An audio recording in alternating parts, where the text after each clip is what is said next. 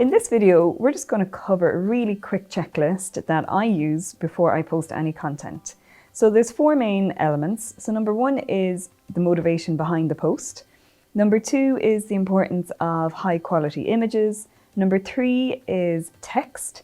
And then the last one is time to post and when to post. So before I post anything on LinkedIn, I run it through my own personal checklist that I'm going to share with you today. And it just keeps me on track, and it just makes sure that my content is hitting these four main areas. So the first one is, what is the motivation behind this post? So for example, basic question, why post this photograph or this video?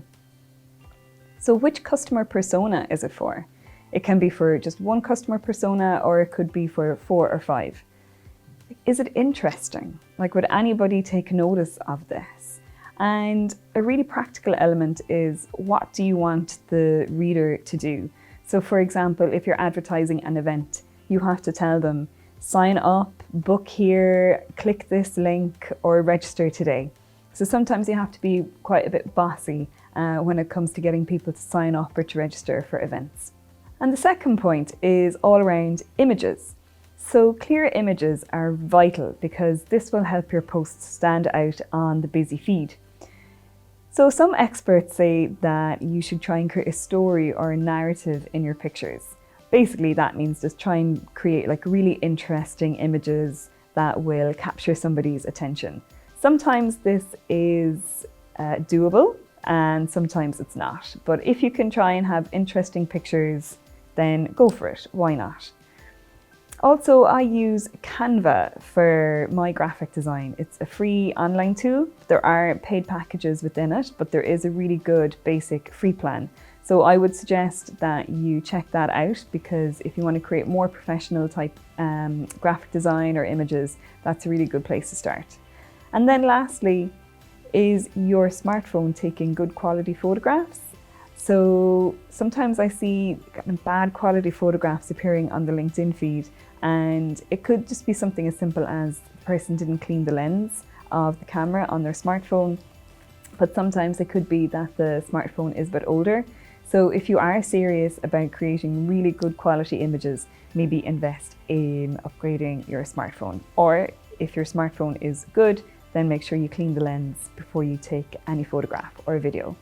And then the third section is all about words. So the great thing with LinkedIn is that words are not dead, and LinkedIn is a very heavy word platform.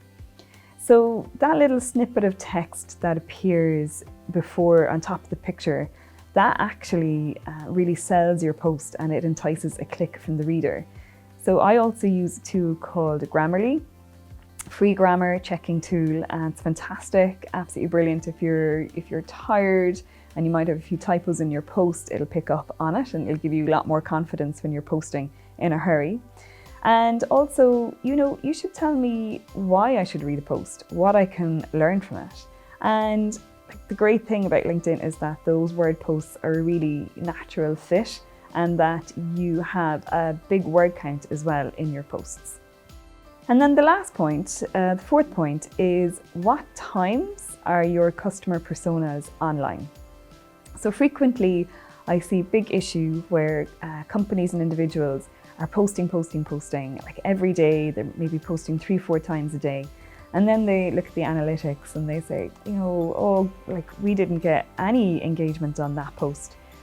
But then we can look at other tools and then we try and figure out, well, what time are the customer personas online? So when is the best time to post? So sometimes, well, a lot of the time, we actually end up posting less, but we post at better times and we post when our customer personas are online. So we become more efficient in our use of posting. So we don't post harder, we just post smarter. And you can also use a social media posting tool. So I use Buffer. So frequently my personas would be online maybe from 6:30 in the morning till about 9 a.m, 9:10, and also in the evenings as well. So I want to have a life, I want to get out and about. I don't want to be there on my phone at 6:30 in the morning posting. So I use Buffer to load up all my social media posts and to schedule it in there. There is a really good free option, and then there's a cheap enough paid option as well. I think it starts at around maybe $15 a month, which is absolutely fine. So again, I would urge you to look at the Buffer plan as well.